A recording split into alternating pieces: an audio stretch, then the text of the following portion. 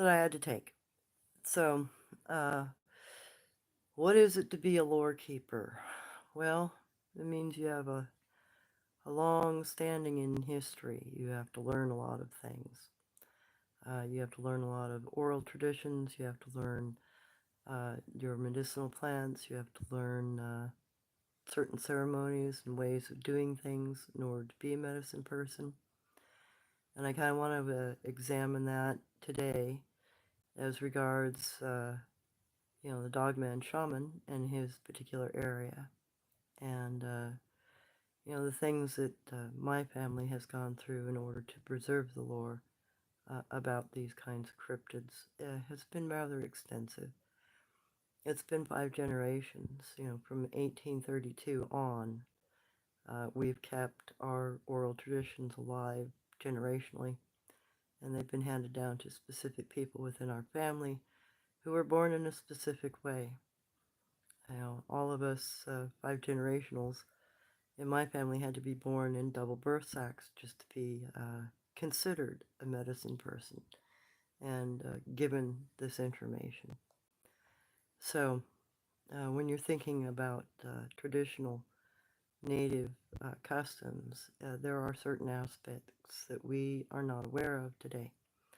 And the reason why we are not aware of that sort of thing is because, well, a lot of the information has been simply destroyed. It's been destroyed because of the extermination of Native Americans. And with that extermination went their lore.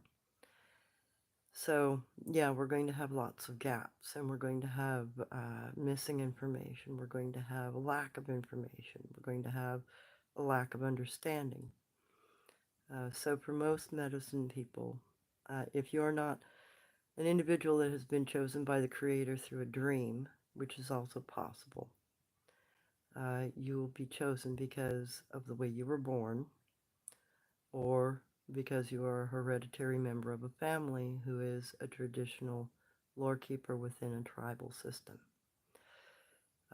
My family, we ended up turning away from our tribe because our tribe was willing to throw away the lore. They were willing to leave it behind in order to preserve themselves.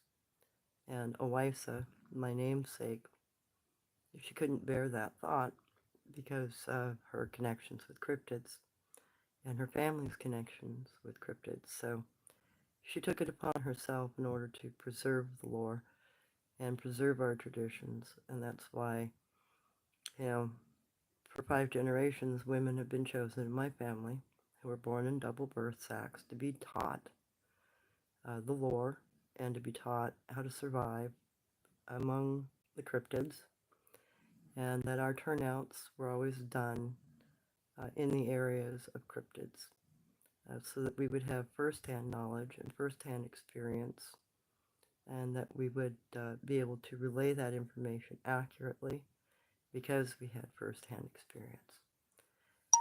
Part of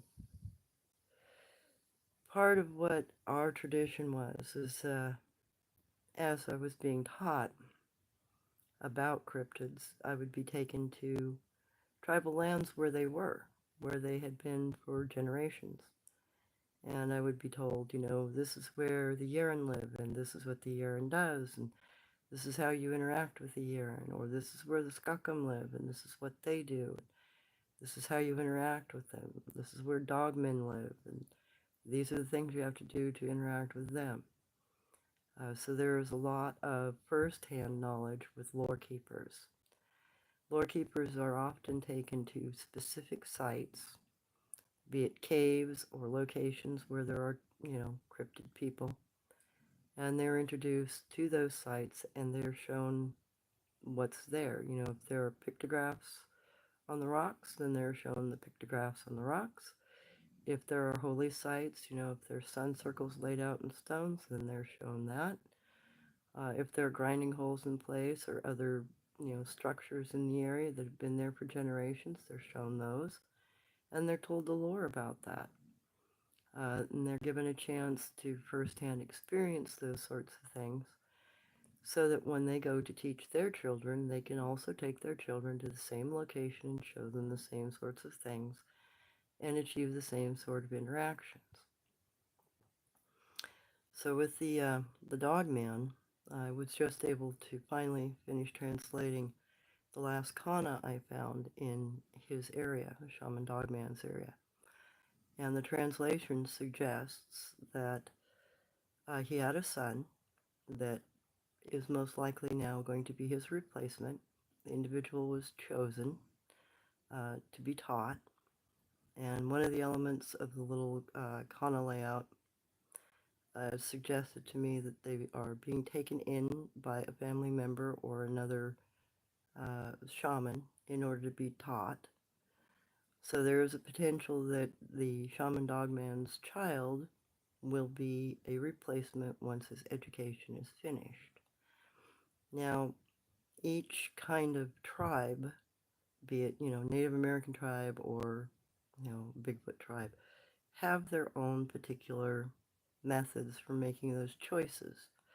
They also probably have their own religious ceremonies connected to uh, how and why they teach an individual. It seems that the dogmen, the shaman's dogmen's area, that they use potentially vision quest induced by hallucination. Uh, Potentially the reason why the muscaria, Amanita muscaria, was harvested the way it was. Little dots are taken off the top.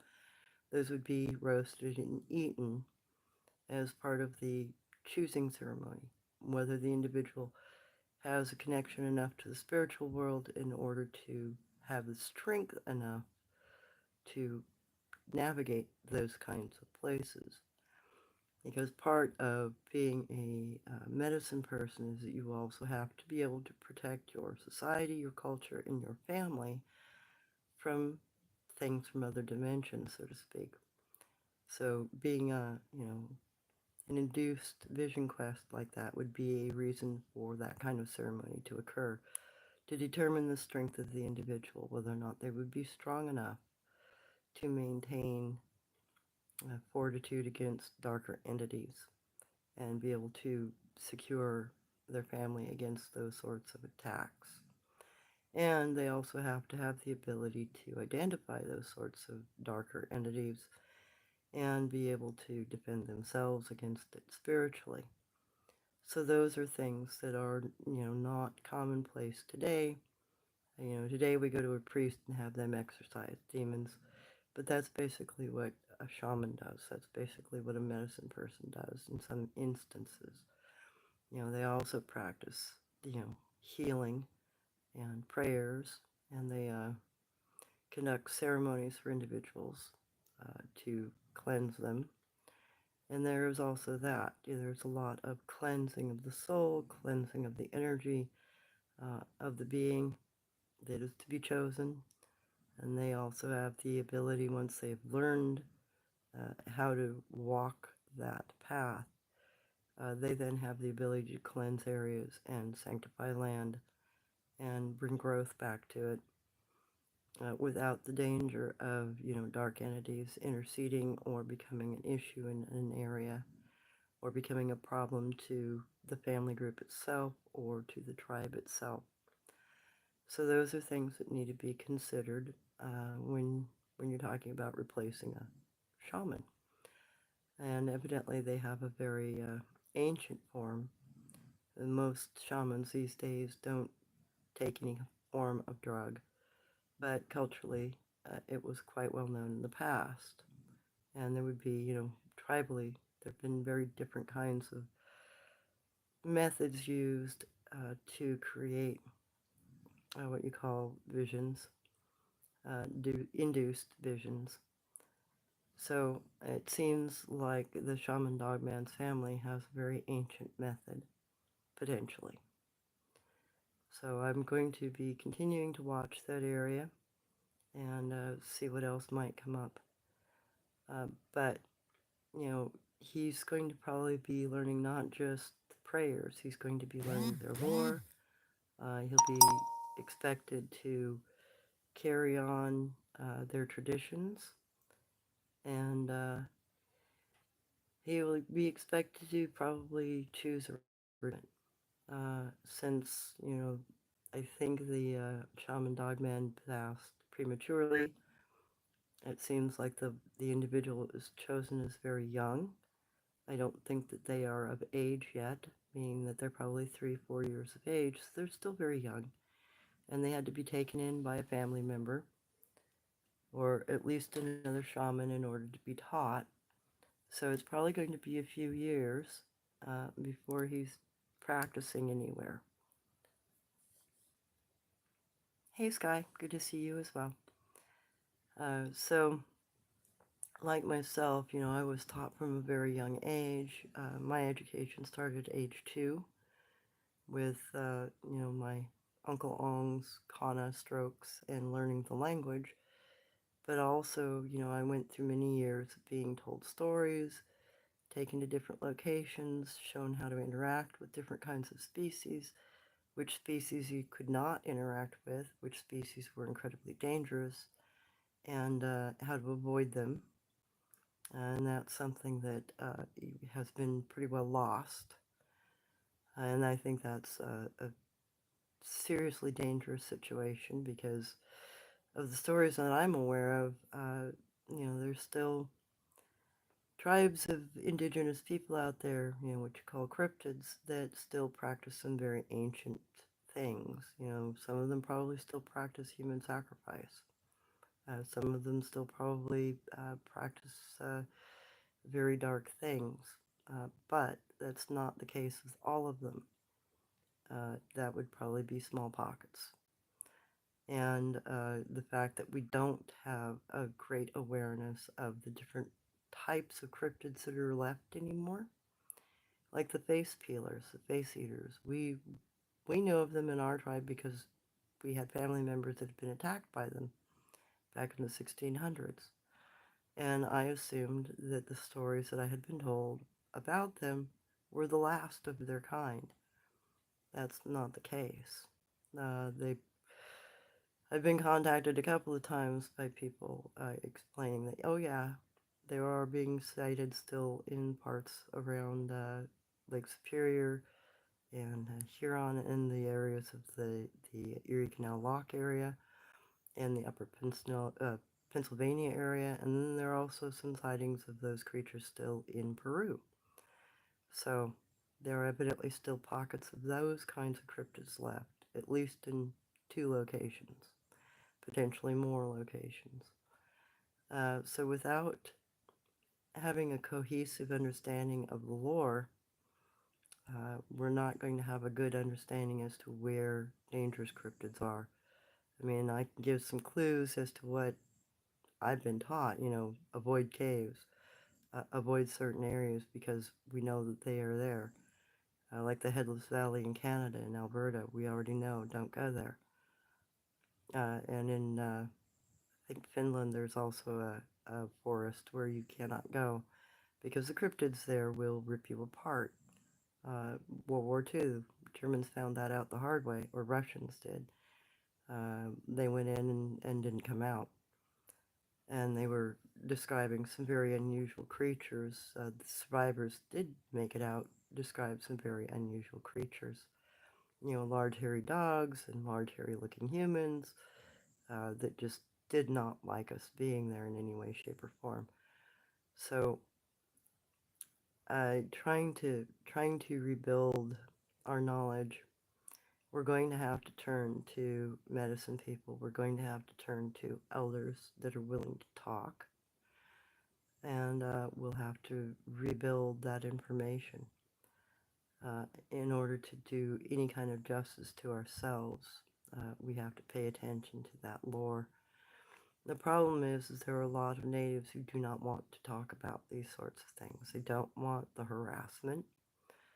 They don't want to be told that they're stupid because of their beliefs. So a lot of them just don't talk about it. And I don't have that luxury. I don't have anyone to pass this lore on to, so I have to. Uh, in my own opinion, I have to divulge it because it's the only way to preserve any form of it, and it's the only way to preserve any understanding of the communication potentials. The fact that they do use language is something that can benefit us greatly in trying to understand these people. Hey, ESAU 1967. Hello. I'm glad you like my content. I'm just trying to teach in the way that I was taught. You know, I would be taken to areas and Kana would be pointed out to me, and my mother would say, "Oh, well, that means this, and this is what they're trading in, and this is what they're doing, and this is why they're doing it." So I'm trying to give you some basic ideas of the same sorts of things I was taught. Because it does seem to be very consistent behavior through different groups. So that's something that can be utilized probably internationally, because I believe that these things have been here long enough. They've interacted with each other for centuries, if not thousands of years, and we've been on the outside of that loop. So it, would benefit us if we can learn a few words, learn a little bit of their customs and behaviors, so that we can learn to interact. It would definitely put us more forward in our understanding of them if we can. And don't assume that they're animals just because they look like animals, because their intellect is not that of an animal.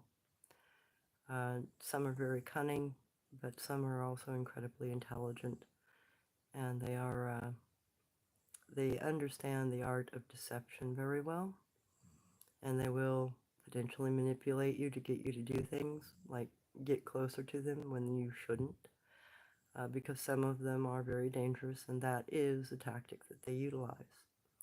But you cannot hold that as true for even the good ones, because they'll still be deceptive. They'll hide their numbers, they'll hide their presence, and if they feel that you are a danger in any way to them, they will hide themselves from you until they're sure about you, and there might be conflicts within their groups about you. Like the Skookum here, I finally got some interaction from them last night. And there is a definite divide now. I think me putting up the recording about communicating with them put a few of them at odds inside the group, and they're not real happy with the fact that I did that. So I don't think everybody was in agreement. And then I don't think they like the gunfire that happens around them. I've discovered there is a firing range up there, and they do get a little disturbed by it when people are shooting, and you'll hear them yelling. So I think they aren't. I think that they are a little concerned for their own safety, and sometimes you might get blamed for other people's actions, which is something also to be wary of. Because I have gone at times into areas where I've known there have been friendly Bigfoot, what you call Bigfoot, and due to somebody else's actions, all of a sudden they aren't friendly to me anymore. Even though they may have known me for years, they might hold you or myself as a potential target because of somebody else's bad behavior in an area. But they do understand certain things, and they can be reasoned with, and they do come around eventually to uh, being more cohesive, and they also correct each other inside the group. That was one of the things I noticed last night when I went out. They were interacting with each other and correcting each other. Oh, no, no, that one's a friend, meaning, I'm not bad. So, it's opinion within the group, too. And that holds true, I think, for all of the more friendly species that are out there. You're going to have differences of opinion inside of a group, just like any social group. If you're seen as bad, then, one or two individuals might not like you, or maybe the whole group will not like you and will stop interacting with you. But if you can bridge that gap and you can get them to realize that you're not the one to blame, then they'll come around. And that's something I don't think most researchers even consider. They think they're some sort of a gorilla or big monkey, and that they don't have any cognitive issues. They don't have any brains to think. But it's very evident that they do. Otherwise, we would have already found them, and we would have already, classified them. instead of, running around in circles trying to get them to react or interact with us when we are not using the right call signs, so to speak. But once you learn some of their basic communications, then, they interact very well. Yeah, but you've got to know some basics. You got to know that coughing or clearing your throat is kind of an introduction saying, hey, I'm not going to hurt you. And the weird thing is when I went into the dogman territory, where I had the dogman whisper at me, I'm a friend, I did the whole cough, clear my throat, and double tap, I'm a friend. And I did that for the first half hour or so that I was in there, and when I finally came out, they only coughed at me. They made very clear that they understood that I was trying to be friendly, and they left a strong symbol for me and trade sticks, meaning, hey, what you got to spare? So it turned out to be very positive interaction, even though, I had to make sure that they understood I wasn't there to hurt them in any way, and that I wasn't trying to intrude upon them in any way. So those are kinds of behaviors that we can control. Those are kinds of things that we can do to put them at ease. And the other thing I've noticed is a lot of their young act, they're far more trusting of us and tendency to try to lay down kana or lay down trade sticks to achieve some sort of interaction. But because we are not aware of their language and we do not understand what their little symbols mean, we oftentimes walk over them and ignore them. And I think that some of the elder cryptids let their children try to interact just to prove to them that we're stupid and we don't understand how to interact. So there's that potential. So when you're dealing with intergroup lore, the individual who's been chosen for keeping that information alive is always kind of immersed in the culture. They're given chances to see the locations. They're given a chance to look at different kinds of pictorial, imagery left behind. If there is any kind of pictographs written or drawn on stone. My father was taken to an area, for instance, when he was very young and on his turnout. And yes, he did go through a very minuscule form of native turnout when he was 6 because a shaman woman took him in while they were moving from the Okanagan down to Oregon. The, there was no bridge across the Columbia. They stayed with the Toutle Indian River people, and an old shaman woman took him in and started teaching him about the local cryptids of their tribal lands. And he was taken to a cave where the three-toed sloth person was, a spider sloth looking creature. And there were pictographs near the cave, and he was shown those, and he was shown where that creature lived and told about how it acted, and was told that even though the thing moved very slowly, that it liked to eat children, and he should not play near the entrance of that cave because that particular creature lives in caves. And when I went to research that area, the same behavior was still going on. The same creatures were still living in that cave. The same pictographs are still in the same area. Because, well, stones don't go away unless you blow them apart or dig them out of the ground. And, the actions were still the same as been described. Yes, it moved slowly, but it moved with purpose towards me. So I knew it was not safe to be there for very long. Just long enough to understand that it was there. And that area's been clear cut at this point, so I can't get any good footage. It doesn't like to leave its cave. It likes to go up the other direction, and that's all private tribal land. I don't have permission to go explore that side, so I'm not going to intrude in there and get myself arrested. But I'm aware of where it's at, and I'm sure that the tribal people are still aware that it's there, because, traditionally that information would be handed down. And that's something that we don't have in our modern culture today. We don't have that chance to learn those sorts of histories. And the little bit that we do have left is pretty well guarded, pretty well hidden. You know, Native Americans don't like talking about it because they want to preserve them. They want to make sure that they're not harassed or harmed. And I agree with that. I don't think that these creatures should be harassed or harmed, but I do think that we need to understand them better, simply because we need to be able to figure out which ones are still good to be around and which ones are not. And that might help us in the long run too, especially when we're considering where to build and how to advance our culture without, destroying another culture at the same time.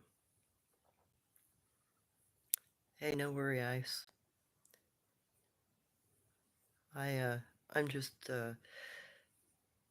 trying to share some basic information, and yeah, I went through a lot of training, and I've gone up and down the West Coast all my life, all through the redwoods, through different areas of the redwoods, all through the sequoias, down into the deserts in California, and up in through the deserts of Oregon, all through Washington, Lower Canada. I've Over the years, I've been shown a great many things about many different areas.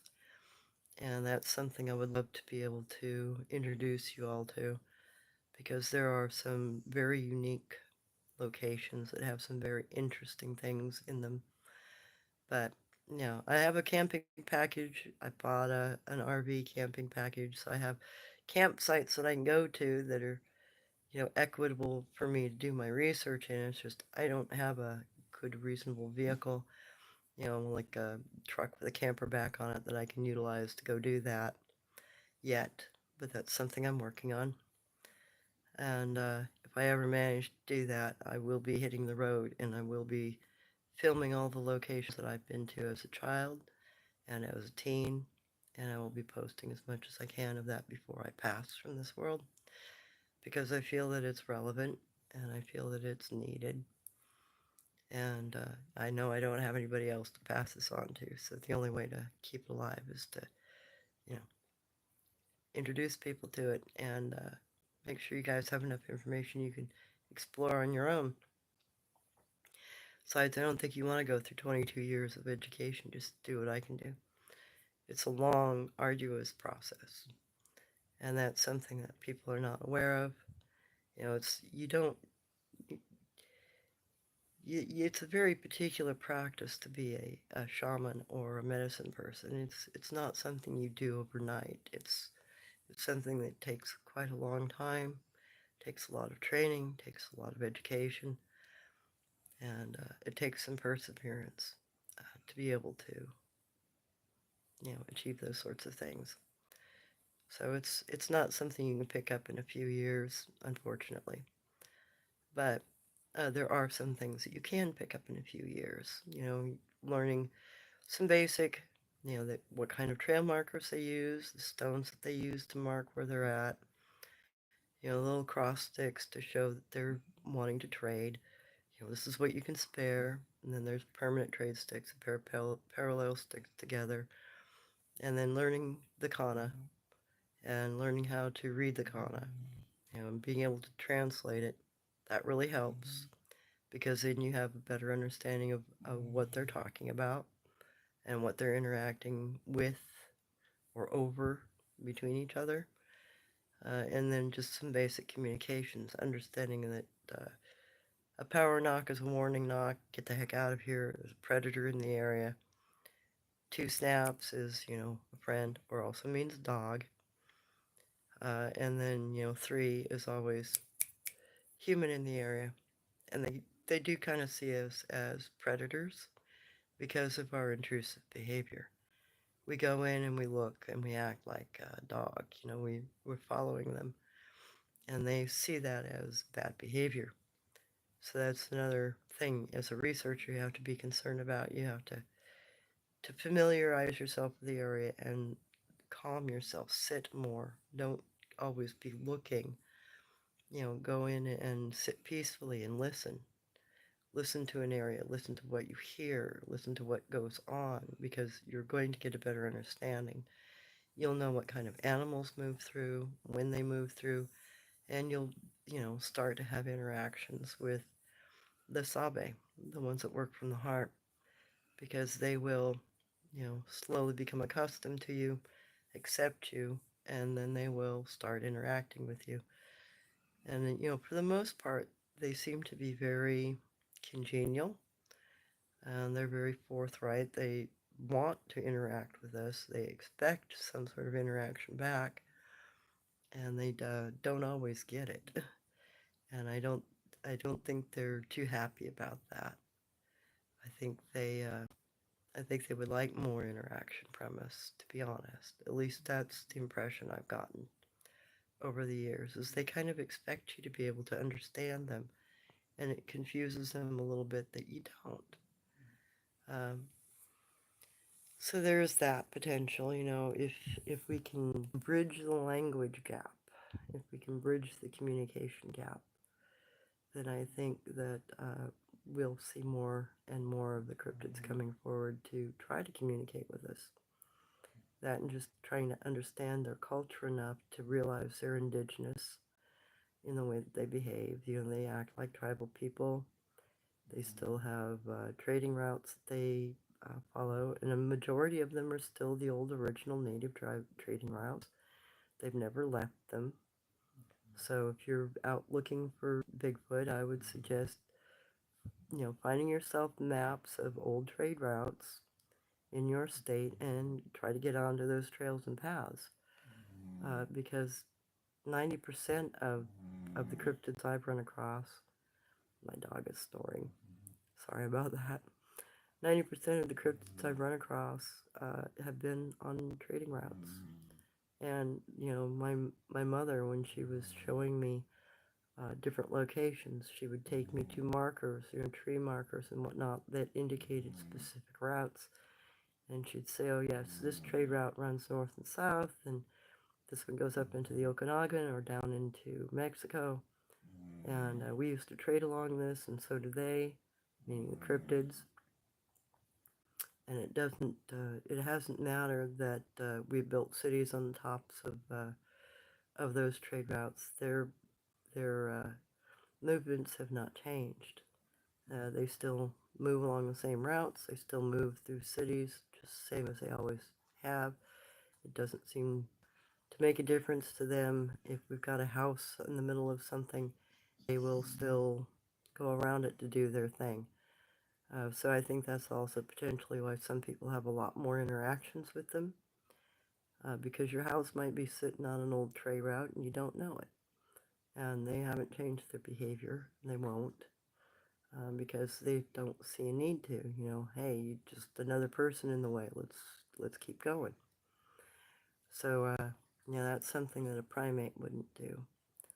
Primates you can scare out of an area. You can force them out by depleting their food, and unfortunately that's some of the behavior problems that we have trying to manage them, because I hate to say it, our governments do try to manage them. They've tried to poison them out. They've tried to poison their food sources out, and they think that somehow that's going to deter these people from acting as they always have. It won't. All it will do is kill them, which is not something we should be doing. We should be trying to learn about them, because they're not going to go away. They still reproduce. They still flourish, even with us all over them in their areas. It's not going to change what they do, not one bit. Yeah, I agree. Our governments need to be reformed. We need to go back to more primary, basic government, to be honest, in my opinion.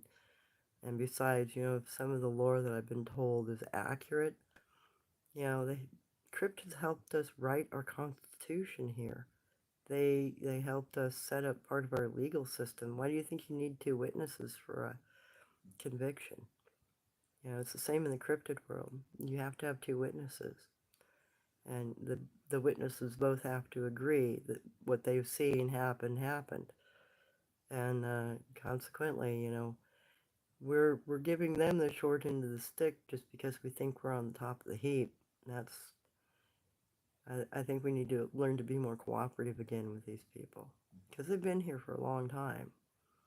And, there have been plenty of stories, like when the Navajo were pushed out of their lands and forced on walketeers, their elders and their children were left behind. And their viable young men and women were forced to walk and died of starvation on the way. But those that survived and came back still found the elders and children safe and sound and healthy, and it's because they'd gone into the hillsides up into the lands where the cryptids were, and the cryptids took care of them and, made sure that they were fed and flourished. So to have stories like that would suggest that they have a congenial nature towards our well-being, and it would probably behoove us to have a similar attitude. I Stolly, my grandfather, who I never met, was a forest ranger at one point. Wonder if he ever saw anything. I'll never know. There is a potential of that. Um, when when I was in the sequoias with my mother, and we were with the Skakam people, one of the rangers noticed, and the man was almost to retirement, he was old, and he noticed that we were interacting with the Skakam people, in particular the child and the woman. The child that had been bitten by a coyote, and I had stepped in with a stick and beaten the dog and gotten him off of the child. Um, yeah, that ranger noticed what we were doing. That my mother and I were interacting with a couple of Bigfoot, and as we were packing up to leave, that ranger came to talk to us, delayed us for about 2.5 hours, and my mom was very open with him and told him some lore and told him what had happened there and why we had stayed extra long.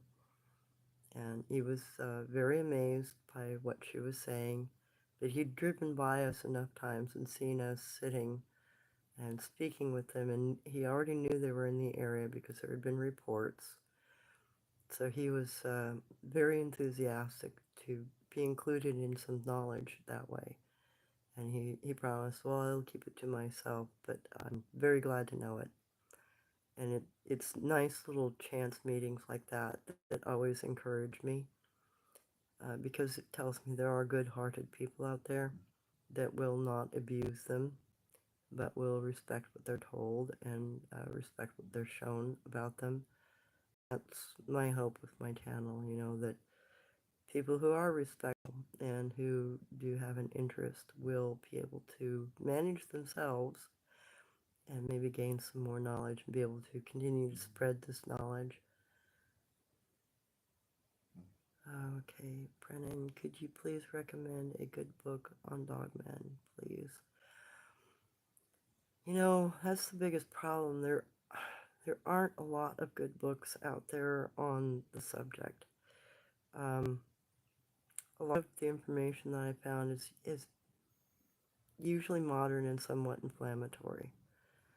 About the best piece of information I've ever been able to find on dogmen was actually the story of St. Christopher. And it's because it's documented. He was a Marmarika Berber man, and that tribe is still known to be dog people. But you have to go to the Mideast. You have to get into the documents in the Mideast. And unfortunately, they're not translated. So you either have to rely on a person who speaks the languages to tell you the answer, or you have to do some, historic digging in order to get the information about some of these more ancient tribes. And that's unfortunate. One of my hopes when I went to college was to educate myself further, but then I discovered that, the majority of ancient documents have not been translated into English. You have to learn to read French or German in order to read most Latin documents or Greek documents because they're translated into those languages, but not English. So you really You either have to learn other languages or you have to befriend somebody who is willing to help you. Other than that, you kind of have to look for things like Forbidden Archaeology.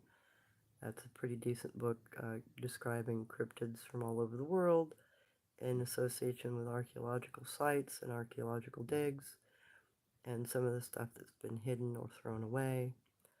Um, but truthfully, there are not a lot of good books concerning topics of cryptids, dogmen or otherwise, simply because a lot of it's mythic. I mean, even today, everybody thinks Bigfoot's the same kind of critter and it's only one and they all run around the same planet.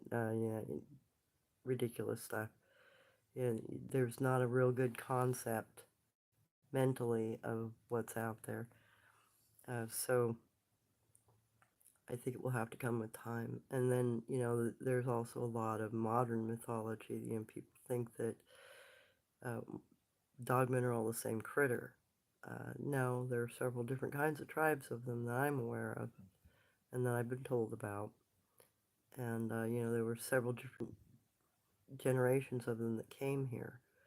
There was the Shukunk, which came here during the last ice age. They came and traded, and then they stayed because they liked this side of the planet. In fact, they helped us. My grandmother said Cahokia up by Illinois. The dogmen found that area because they looked for it because it was a fertile area, much like the Nile River where they had come from. And they taught the local indigenous people to grow corn and grains, which is something we hadn't done previously in those regions. So there's, also the culturization where, ancient cultures got together and helped each other, and we aren't even aware of that anymore. Now, Cahokia, according to my grandmother at one point in time, had quite a few people in it, far more than what modern estimates are. And she claimed that the city had massive pyramids in it, and now all that's left of Cahokia are just little mounds. Makes me wonder what's underground, because there hasn't been a lot of archaeological research done in that area. It's kind of been set aside as a reserve and been left alone. Some of the mounds have been destroyed over time. You know, people have bought up parts of the mound areas and they've just flattened them. So some of that area were burial sites, some of it are, old pyramids, but until somebody gets in there and does actual research on Cahokia, we aren't really going to know anything about it modernly. And that unfortunately seems to be the case almost everywhere in the world. There are these beautiful archaeological sites that simply have not been researched. And in doing so, we aren't able to learn anything. And that's saddening because, well, there's a lot of history in places like that that could be incredibly useful to us. Not just from, understanding the Native American cultures there, but also what kind of cryptids might have been in those areas and what kind of interactions there might have been. But then, modern archaeologists don't want to think about cryptids in any way, shape, or form. In fact, they will still throw away evidence that is related to cryptids. So, until our mindset changes, I don't think that avenue of research is going to change much.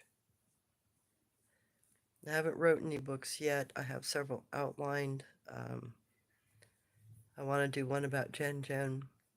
I want to do one about Uncle Ong, and some about my lore, and then I want to do something about my interactions and things that I've learned. But I might also consider doing some research outside of my knowledge and try to pin together some of the older information because, a lot of ancient, what you'd call generals, the Greco-Roman generals in particular, they had interactions with cryptids. They had all kinds of interactions with cryptids. Alexander the Great, recorded at least a dozen different kinds of cryptids. And as you read through Pliny the Elder's work and Pliny the Younger's work and some of the other older generals like Dionysius and Dionysia and Telemachus, etc., then you learn that the ancient generals, as they expanded their territories and as they fought with other tribes and with other tribal people, they also ran across cryptids. And they ran across some very unique creatures. Um, I'm trying to think. I think it was Pliny the Elder that actually spoke somewhat about the Barbarike. And I believe that Theogenes also brushed on the subject of the Mamarike tribe, being the dog people of the Berber lands. And like I said, they're still known in the culture today in the Mideast, but until you go there or you meet somebody from there that is willing to talk about them, you're not going to know anything about them. You're not going to have any history about them because we simply don't openly talk about that sort of thing, unfortunately. The Jukin caves were destroyed by the, let me see, who is it?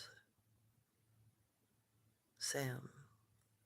Jukin caves were destroyed by the mining company 47,000 years plus constant occupation.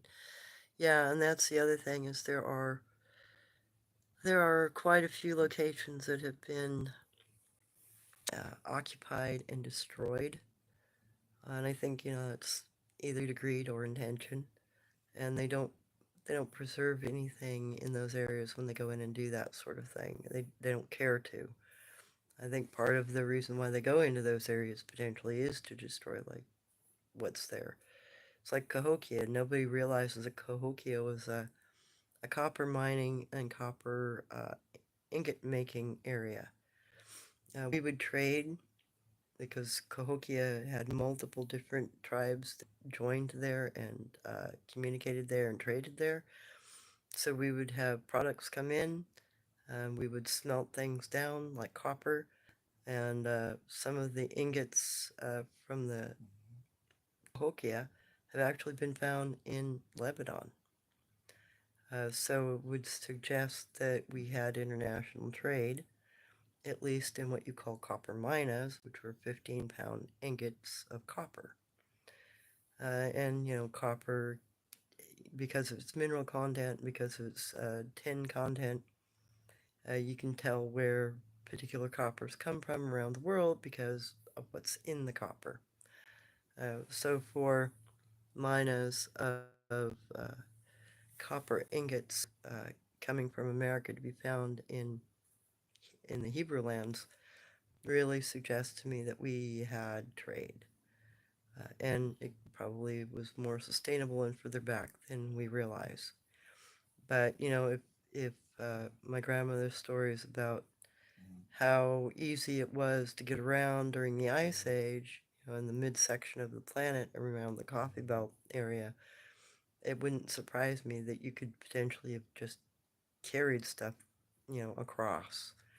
There wasn't, the land was mostly flat from what I understand in the stories, and the sea levels were so low that it wasn't much more than floating across some areas and using sticks to just kind of move yourself along like a gondola because it wasn't high seas, it wasn't as much as we have now.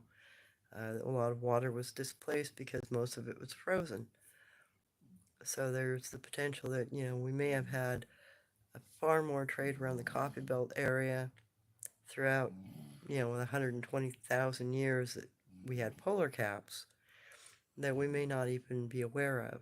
There might not even be much of a record left anywhere, but you're going to find oddball stuff. You'll find pottery out of place. You'll find, copper. You'll find other things that are out of place, that have been traded for or have ended up on the other side of the planet because it got there via somebody carrying it. And I don't think we have a real good understanding of that yet. I mean, we think we do, but I think there's a lot more evidence still to be found Well, thank you. I just wish I had more knowledge. I literally only have a little bit left of my family lore, but it's probably more than what most people have, and I'm happy to share it because, well, giving some sort of an idea of how many different kinds of cryptids are out there and how to communicate with them is my primary goal. I want people to be able to understand that not everything out there is dangerous, one. Majority of them are far more intelligent than we might assume, and that we can build some sort of a cohesive relationship with them, and reciprocal too. I mean, they will give things back to you. It may not be what you expect, but you can build trade with them. Okay, Taz, agreed. Travels of Sir John Manderville is an out-of-point book that also document cryptid tribes. Oh, I did not know that. Thank you. 14.99. Hey, Peace Journey. Stopping by to show support. I will watch your stream after work. Okay, no problem. Yeah, I know this was supposed to be more about, traditional aspects of how to become a shaman. But with what's going on with the shaman dogman, I think there's a chance there to try to walk you guys through what might be happening, and trying to read the evidence there and the few little kana that are there. I was really happy to finally get the translation of the kana, the last kana that I found, and I didn't include the third little element, which was the little pyramid-looking piece with a pair of rocks. So you've got the here. Let me grab my little translation here, and I'll go back through it because uh, there was an element I didn't include in the translation because it's more of a trail sign kana, uh, but it also suggests that his offspring is maybe being tutored in another individual's home, because there was a piece that I had not included in the translation. So let me flip this camera around. So the last kana also had, let me grab a pen, also had an element here that was a little triangle. It had a pair of stones, a stone and a stone. To me, okay, so this little kana here means child, and this swoop means facing. The overall translation is ta, but it has the implication of a thank you to a teacher, and it also suggests that the child is a he. So this little element in the stick kana that was left behind suggests to me that his child, the shaman dogman's child, was being taken in to another person's wigwam to be taught. So potentially he will be replaced by his own heir, and it will be a person who is taught the same as he was, meaning that the child was probably too young, is not of age, his training was not completed, so he's having to either live with an adopted situation, meaning he's being fostered to a medicine person of the same type, so that they can, then learn the same skills, or they were being taken in by a family member uh, who is also shamanic, which that's usually not the case. It's usually a grandparent, a parent, or a fostering situation where they go to a similar individual in their teachings. So there's a good chance that the shaman dogman's child was too young when he passed and had not finished their training, and that they are being adopted out to another shaman in order to be. So it will probably be a few years before they are able to continue that shamanic practice. And I don't know if they will do it in the same area. It's doubtful, especially if the shaman dogman passed in that area. They may not, they may consider it bad juju to try to continue working there. So they'll probably choose another location. It's just a matter of trying to find the location because there's a lot of concrete in that area. There's roadways in that area that I know they get in and out of that area. And I've never been able to find exactly where they come from simply because there is too much concrete to track on. And you can't, sometimes you can't get very far. And I'm a really good tracker. I can track a horse on concrete, but that's because I can find the scuff part. You know, if they're not shod, you can find hoof scrapings on concrete. But if you're walking pad foot like a dog, I'm not going to find much evidence that will indicate which direction or how far or where they came from. So I might have to rely on chance to figure out where they're gone next. The area and see if there's any suggestive evidence that comes up that will indicate to me where they are moving towards or where they have moved to. So that's going to be a difficult one potentially, but it is interesting. It's a good sign that the Kana was left behind and that there's some indication that a replacement is being trained. That tells me they've got it covered, whether we have it or not. But those little elements of being able to show you what they're talking about in their Kana and in their trail markers and how they're communicating, I think those elements will hold true for almost every cryptid, at least the friendly ones. So those are things you can utilize for yourself when you're doing research or even just walking in the woods or walking in your own communities. You'll be amazed sometimes how much you will find inside cities. In fact, the documentarist that I'll be doing an interview with on the 23rd,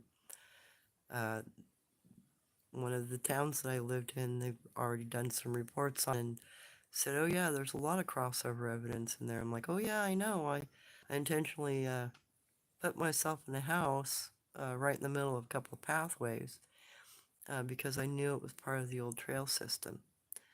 And I was aware of that because my mother had taken me to that little town and said, oh yeah, this is a hot spot, and this is why it's a hot spot. This is a major cross through for two different old native trade routes. And the original trail markers, which is now in somebody's front yard, already been bought. Thankfully, that particular tree has not been cut down.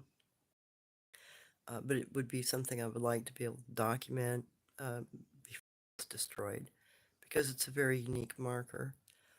It's an oak that's bent over. It looks like a dinosaur when you look at it at certain angles. And that's, according to my mother, what it was supposed to represent. It was part of the Thunderbird markers and one of their original trading trails, according to her. And a lot of their markers resemble dinosaurs in some way or another. So, if that marker's intention is as old as I was told, then that marker might have been set in place because of the remembrance of some ancient species that may no longer be here, but is still in the lore and legends of the Sabe and the Bigfoot of that area. Peace Journey, I always picked up interesting rocks, but now I am concerned that they may be special items and have become hesitant to gather them as I may not put them back in the same place. Yes, Ice Dolly. It is amazing how much is under our noses that we don't understand. It's because we've never been taught about it. And if you aren't taught about it, how are you going to know? And I do have that same, like, lots of times I want to pick up items and I want to take them home and I want to document them and I want to show them off to other people. And I have done that in the past. And over the years, I can't bring myself to do it anymore. It's like the dogman's tools. I know they're going to lay there on that branch, probably forever until somebody disturbs them. But there's just something, it makes me hesitate. I don't want to pick them up. I want to document them. I want to take pictures of them. But I also want to respect uh, their culture. And I don't want to be seen by them as potentially practicing dark magic, because that's something they do consider. If you steal items from the dead, they consider you trying to steal the soul of the dead, or trying to use black magic to harness the soul of the dead. So I don't want them to have any misconceptions about me being a medicine person. And I don't want them to think that I'm a dark medicine person. For one, that will screw up my ability to communicate with them. They'll stop talking to you. But there's also the need to be able to document these sorts of things. You've got to be able to and show.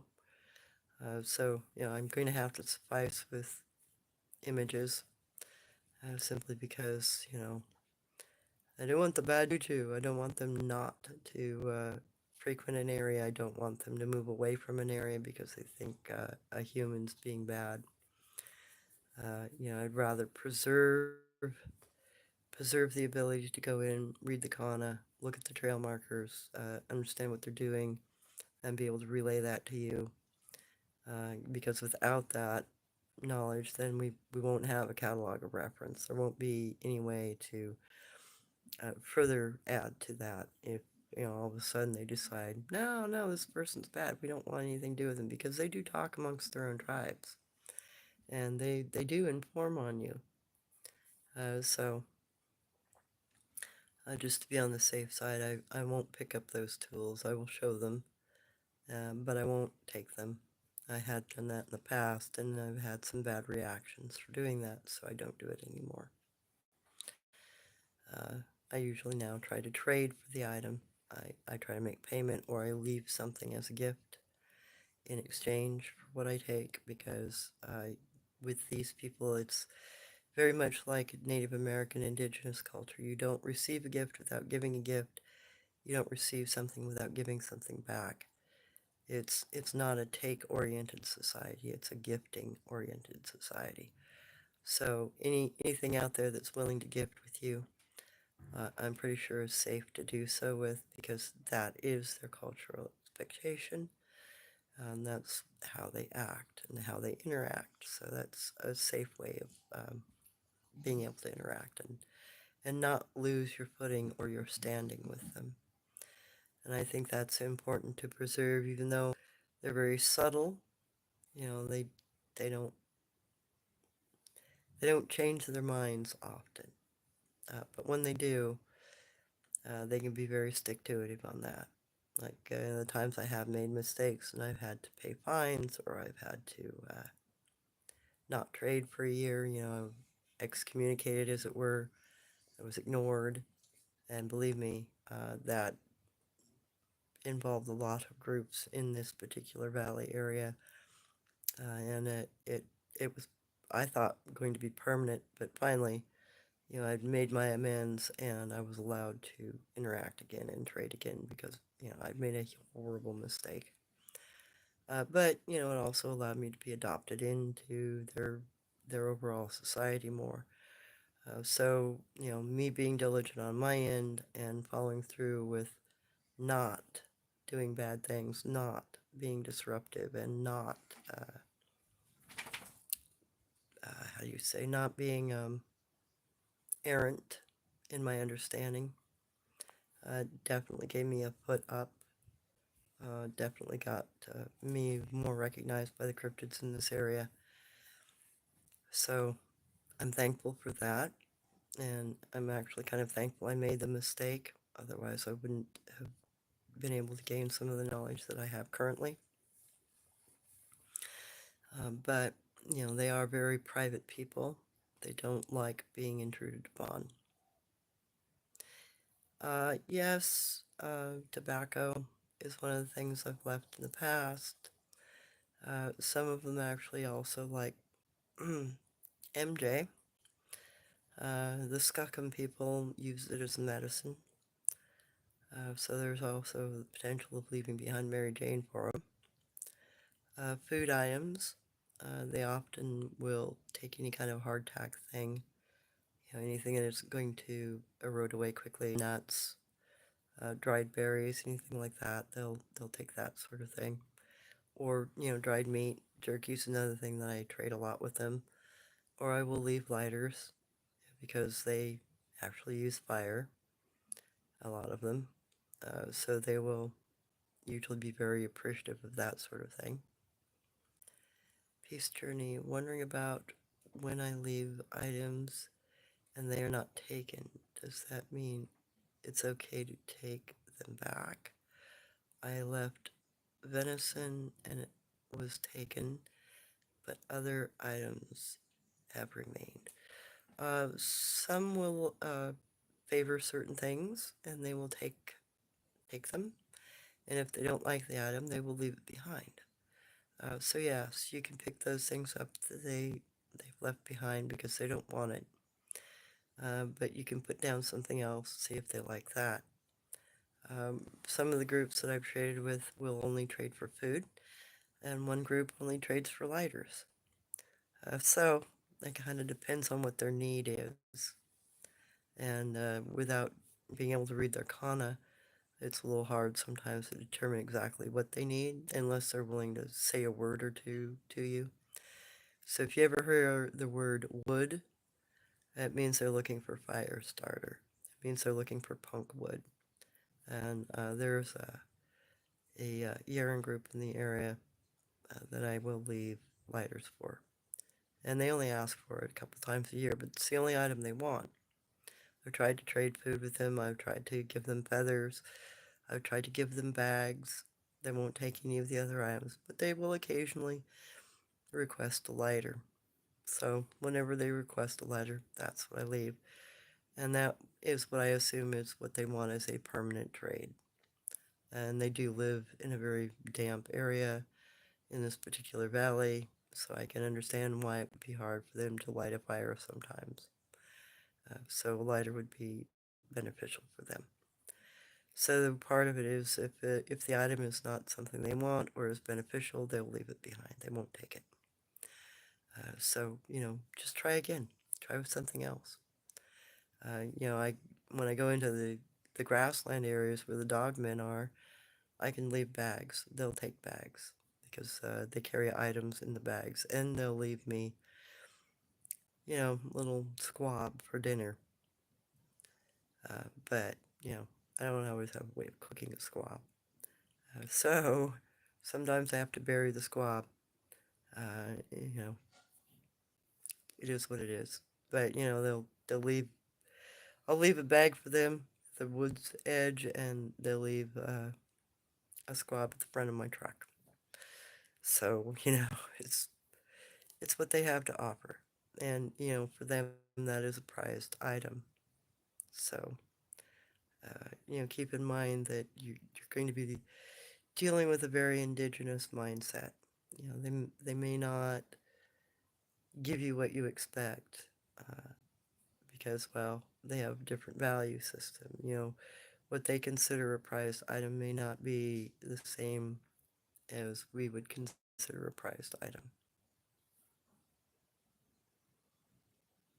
Peace journey, the sign was for fish with a stick across it, so I tried venison. Hope I read that right. We'll try a different item. Oh, yeah. I noticed they really like smoked fish. So if you are a fisherman and have the ability to smoke fish, it's another a good item to take. Venison, smoked fish, apples are another one that I've noticed. Nuts, in particular, like filberts and walnuts, seem to be a pretty good hit. And then anything that you would consider, a sweet item, watermelon. I've got one group that really loves watermelon. And the weird thing is, if I don't put it on their trading rock and I try to trade with a particular individual out of the group, they'll take what's off the trading rock, but the individual outside won't won't touch the trade item because and if I try to be too particular, I will get rejected, and they won't take the item. So that particular group, I have to trade with the whole family group, and I have to leave enough for all of them. If I try to single one out, they'll reject that trade. So there's also that possibility. You know, if you're trying to establish trade, you have to keep in mind you might be trading with just one individual, or maybe they're expecting something from the whole group. You know, so the whole group will want a particular item.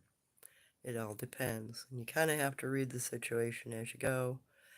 You know, what's there, who's interacting with you, who's trying to interact with you. And, you know, then you also have to be guardant of, you know, whether or not you're trying to trade with a kiddo, because kiddos will trade differently. You can give toys to kiddos.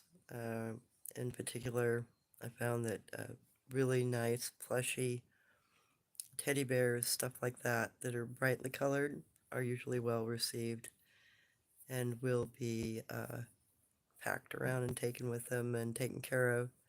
You'll find them every once in a while. They might get a little greasy because they're handling them after they've eaten without washing their hands.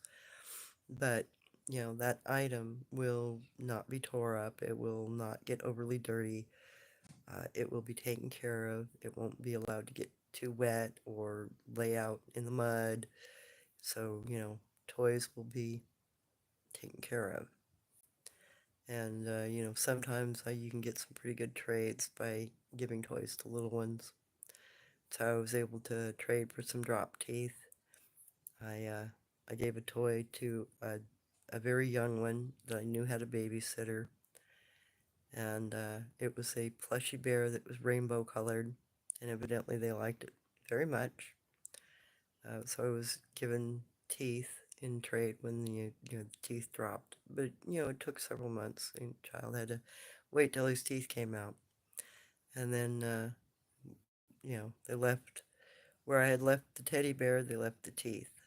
So there's that potential. And then I went back in with another bag of teddy bears, and I gave a whole bunch of teddy bears away, and I think they probably traded them off because I found for 4 miles in both directions, I'd find teddy bears up and down that area.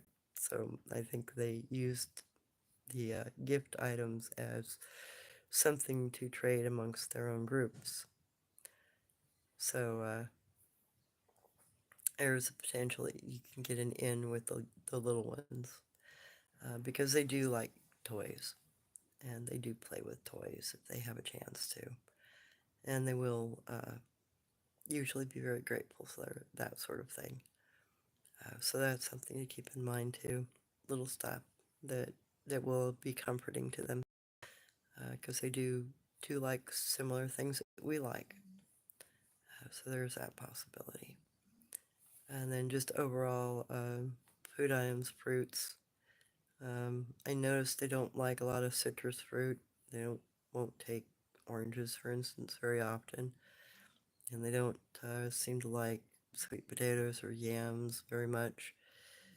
But you know, you can get them to take watermelon, bananas, apples, the sweeter, softer fruits they'll go for, strawberries, that sort of thing.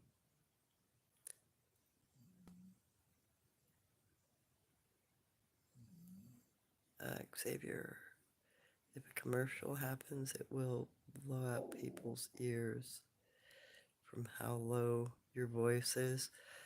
Oh, maybe I didn't turn my volume up. And I do, no, my volume's up. I'm just really stuffy. So I'm sorry. It's a little hard to talk today. And I don't think there'll be any commercials. I'm still working on getting all of my tags put in. I've gotten all my lives caught up, and I've gotten about half of my videos caught up. And I gotta finish the rest of my video hopefully tonight. And tomorrow I'm probably going to start working on, catching my shorts up so that I can actually be monetized, hopefully.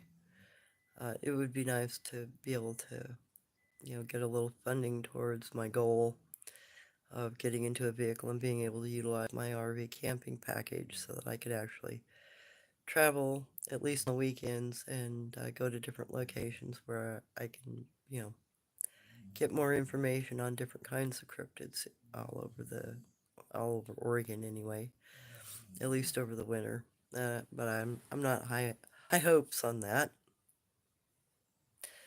Oh, my van is causing me some serious issues.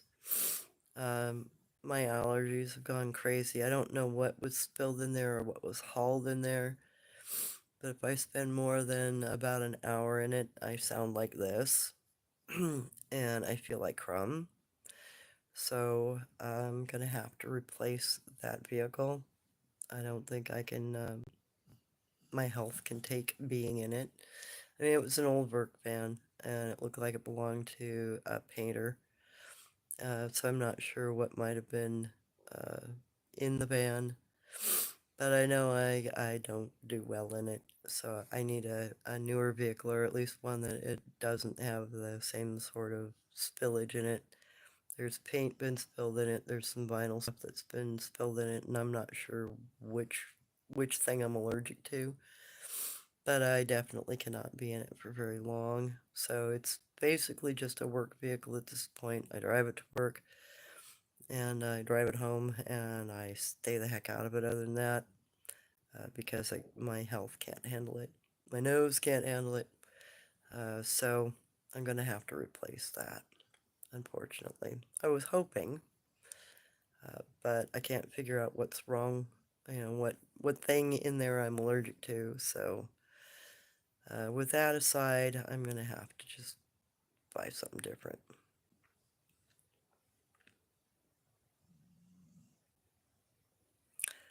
Yeah, a lot of people would have been saying that they would like to be able to give me super chat donations.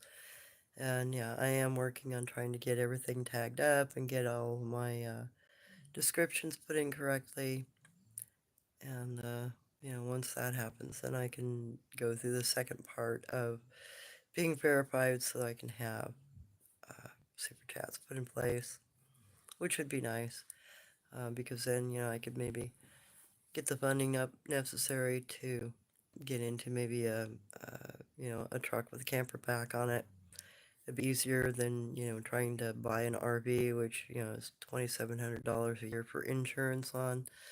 If I have a truck with a camper back, I'm only paying for the insurance on the truck, and I can do what do you call it?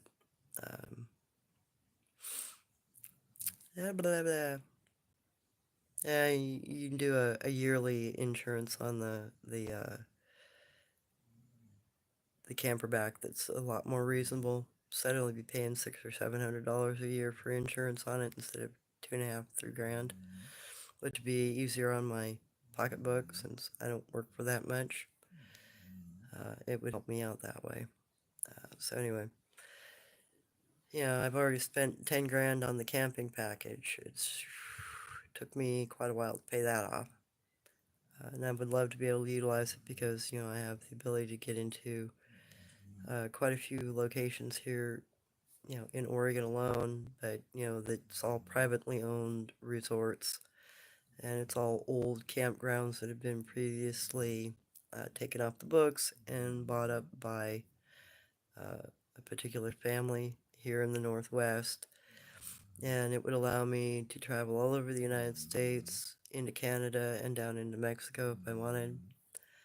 Because the lands, all of the decommissioned campgrounds that have been bought up by these people are, being maintained by them and, being utilized as private campgrounds. So that would be a good resource because a lot of the locations of where the old campgrounds are that they have bought up are a lot of them are right in the same areas that I already know about, and they're near old trading routes and whatnot. So, it'd be very easy for me to take a weekend trip and spend a couple days camping, and then I could do some footwork in the area and be able to, get into some areas that I don't currently have access to, but, that I know of from previous travels as a youngster. So it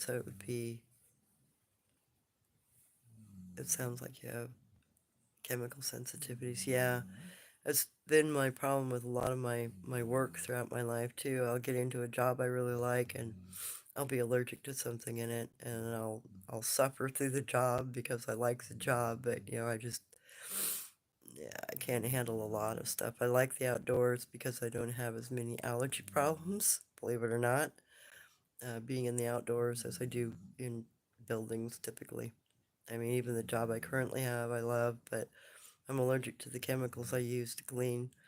So that's always fun. I'll come home and cough for a couple hours afterwards. It's great.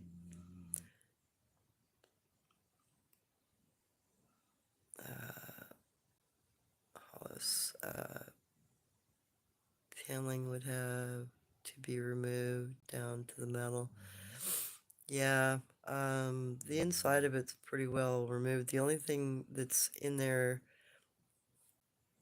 is the heater system's got a lot of dust in it, and I'm not sure if there's something stuck in the heater system that's causing my issues.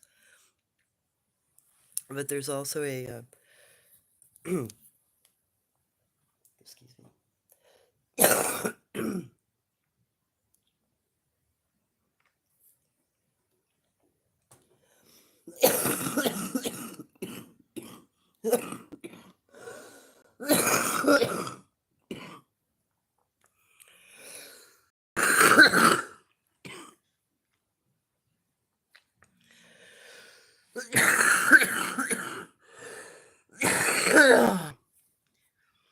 There's also a rubber mat down in it with a lot of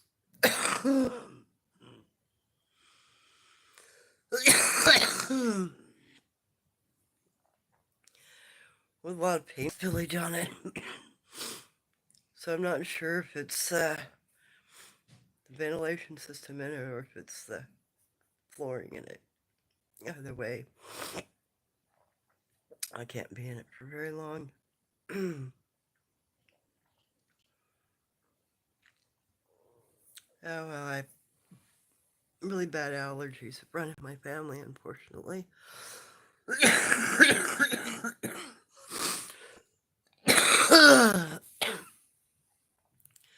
In fact, my yeah, and chemical allergies are the worst. In fact, one of my uncle's children passed away because of her allergy reactions. Thankfully, my allergies are not as bad as hers were, but they're still not fun.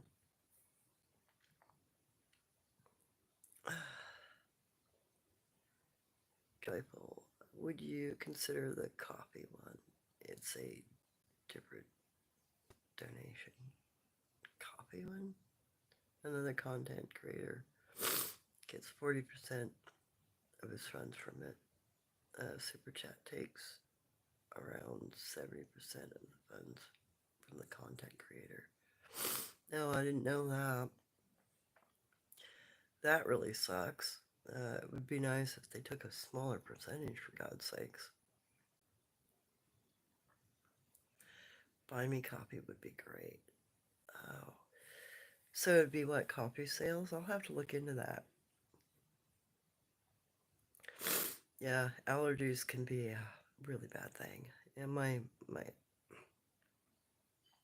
cousin went to Germany to go have allergy shots done and histamine shots.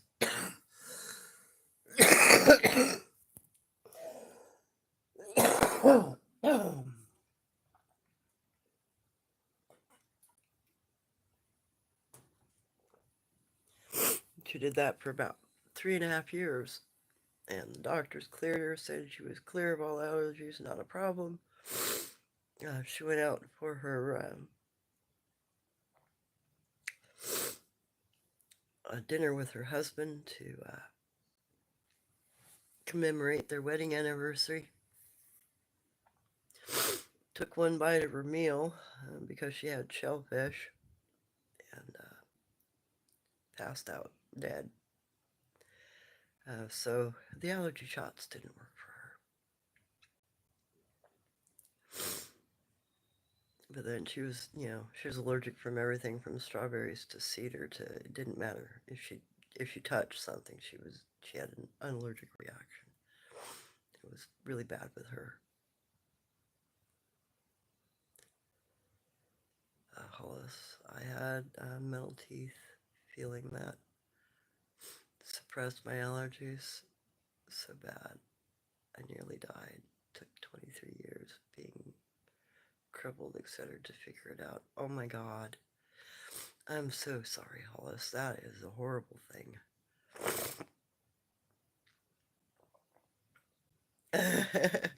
Yeah, peace journey.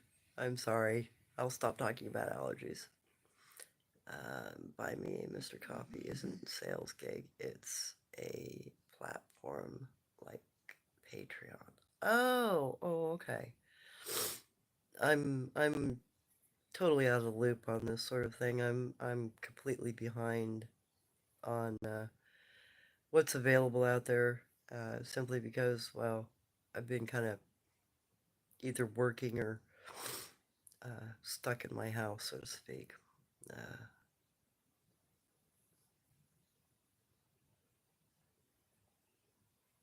oh, thank God. I'm glad to hear that, Hollis. Because some metal allergies can be really, really deadly, as can some wood allergies, etc. So, anyway, I hope today's little conversation's been okie dokie. Uh, I do need to come up with something other than YouTube's answer, I guess. Because I don't know. It's difficult to fund yourself these days, and people just, I don't know. It is what it is. So anyway, you got my email. It's up on my About page. And I do have a UPS post box. So feel free to send me donations that way or send me suggestions through email. I do need to come up with some way of funding this project of mine if I want to go very far with it. My biggest thing is I just need to come up with a vehicle so I can utilize my camping package. I've had it paid off for the last couple of years, and my credit's so crappy because I've always been too nice to other people, and I've let them screw me too bad. So I'm kind of left in arrears with my own thing. So yeah, just gotta figure out how to do it on my own.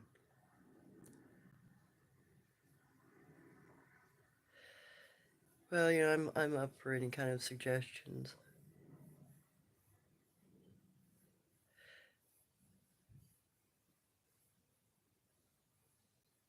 Okay.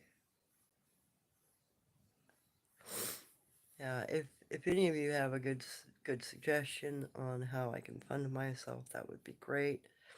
At this point, frick, just send me freaking gift cards and I'll cash them in and put them in my savings and go from there. I don't know what else to do, because there really isn't any facility or group that's willing to back people interested in Bigfoot. And I'm not formally part of any tribe because, well, we went renegade 5 generations ago. So we don't have any tribal lands. I mean, I might be able to apply for one of the open tribal reservations, but I don't know if I would qualify, and I'm not sure how much that would take. It used to be rather an easy prospect. You just gave your birth certificate and your information and who you were related to, and any pictures you had, and you were fine. And now you've got to go through all these other hoops. You've got to have DNA tests and blah blah blah blah blah. And then they got to sit around in council and decide whether or not you're Indian enough to be Indian. So,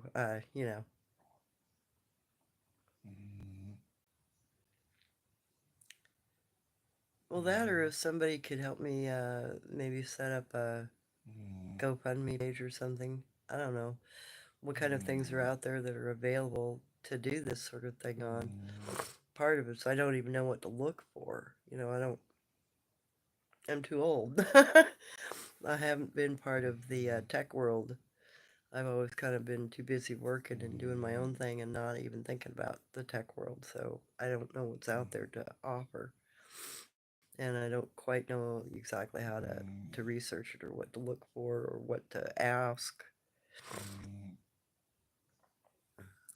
Sam, I'm in Oz and don't know what gift cards would help you. Uh, what what would help you that I might be able to purchase and send. Look for native and reach out. Yeah, it's a possibility, Xavier. Autumn, each type is different. Quantum and have to prove family lines and descent. Yeah, I know. And the obnoxious thing is my mother donated all of our,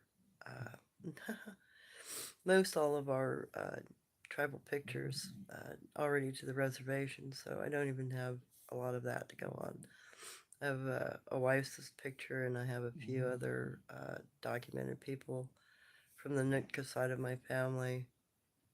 And I tried to do some research on a Waisa and found out she's too far back. I can't be part of the Lakota tribe because you have to have had family that's lived on the res since 20s before they'll even accept you. So I'd have to go to one of the external, either open tribal enrollment groups or get into, something more localized like the Nootka or Maya, but Maya don't even have a tribal system up here. So I'm kind of left on the outs on that one too.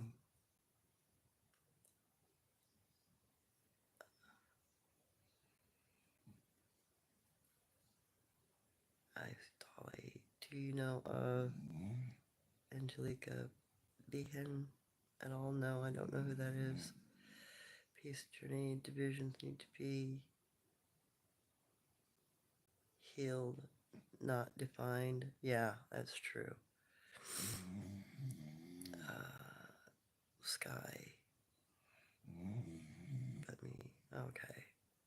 Link directly to your site and can be used anytime. Well, I'll have to try to look into some of that.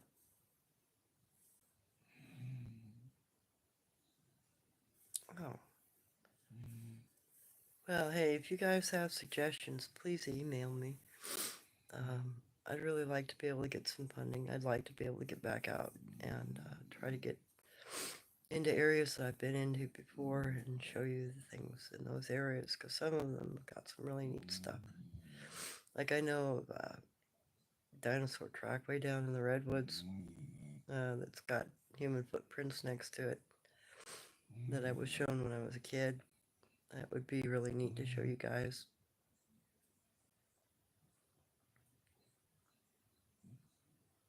Okay, Xavier, there are 4 human races being red, yellow, black, and white. Then you have the mixed brown. Autumn tribal census took up your family and the tribal census to get unless don't give up. Mailer's that. I still check her out if you get a chance. I just found her online, but she seems to also want to respect the cryptids. Look for red natives. Yeah, the red line people. Yeah, it's the older tribal systems that still follow that way.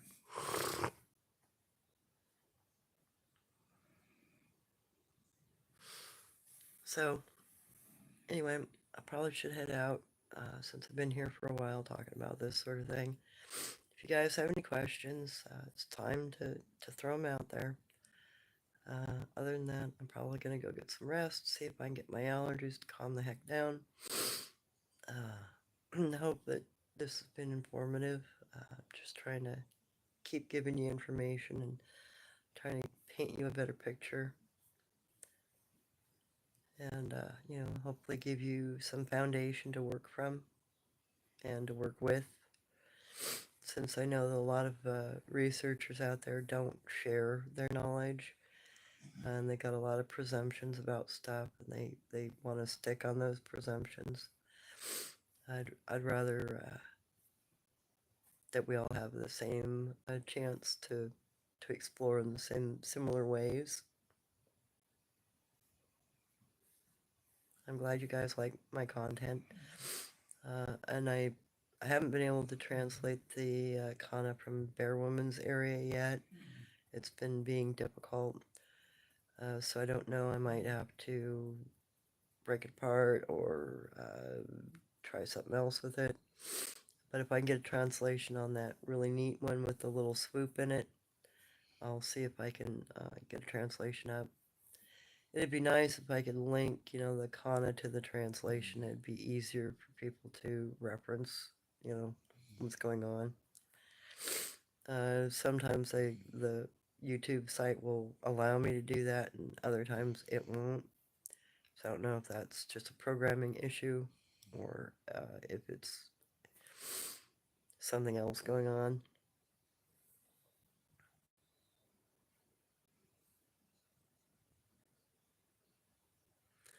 Well, I'm really grateful that you guys are finding my channel of interest, and that some of you are actually experimenting with the knowledge and going out and exploring stuff for yourself. I think that's a better way than, always trying to defer to an expert, because, there are no real experts. They're just people that get along, people that don't get along, in my opinion. And I think if we can get along with these cryptid people, then we could all have a better understanding. And, that's part of my goal. I want to try to give that little bit of knowledge back, so that we can go forward, hopefully. Well, thank you guys, and I'll try for next Friday or Saturday. Maybe I can do some more research between now and then, and I'll see if I can dig up some stuff on dogmen. A lot of people have been asking me about dogmen, and I don't have a lot of information on them. I have the stories about the Shunka and how they came here and why they came here, and some of the stuff that they built here. Because my grandmother claimed that some of the structures in the Southwest, Mexico, New Mexico, and those areas, what you call pyramids, were probably created by them, and that the central city that we started utilizing as a major trade point, that was also supposedly originally set up by them. They were helping us create a more stable communication with each other and creating more trade routes. So there's potential for a lot of information to be out there, but it's just finding it. I might have to take some time, go over to the university and do some book digging, see if I can come up with something else other than just what I've been told.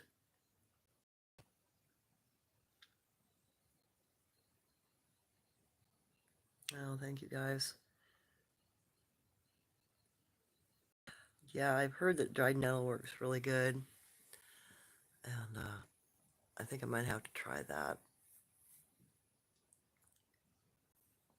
Yeah, no problem. I'm glad that you guys enjoy my channel. And I'll keep adding to it, and I'll keep trying to update it and make sure that everything's taken care of on it.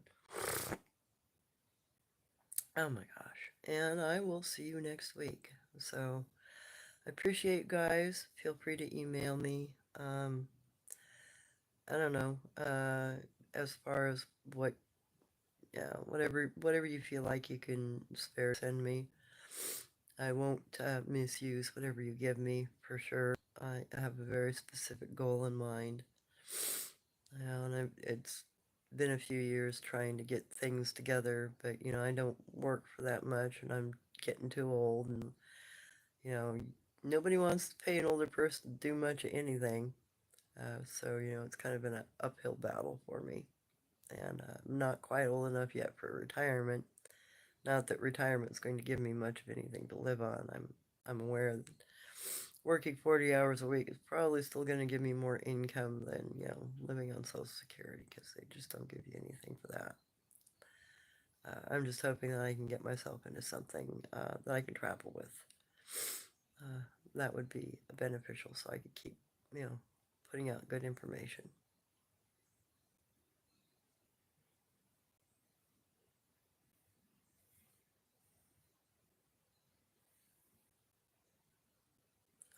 Okay, thank you for that, Joyful. It's nice to know that some of them are recalled. Nature's superfood. Yeah. Well, we used to wash them down and boil them and eat them anyway. Nettles were a staple in the Native American diet in some tribes. So, just like skunk cabbage leaves and a bunch of other stuff out there that's supposedly not edible, you just have to treat the stuff right, and, then it's very edible. So, anyway, thank you guys. I appreciate you all. I'm glad you were here with me, and I'll see you either next Friday or Saturday. I'll go see what I can find on Dogman, if I can find some more information, if that's possible. I'll maybe do a piece on Dogman next weekend if I can come up with something good. Melon, yeah, Melon is another good one.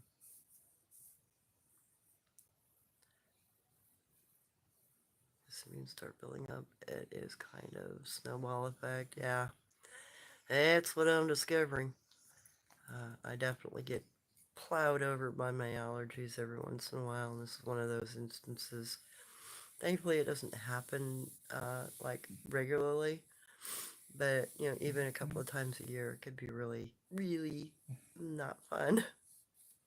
All right, everybody. You have a good night. Take care, and thank you.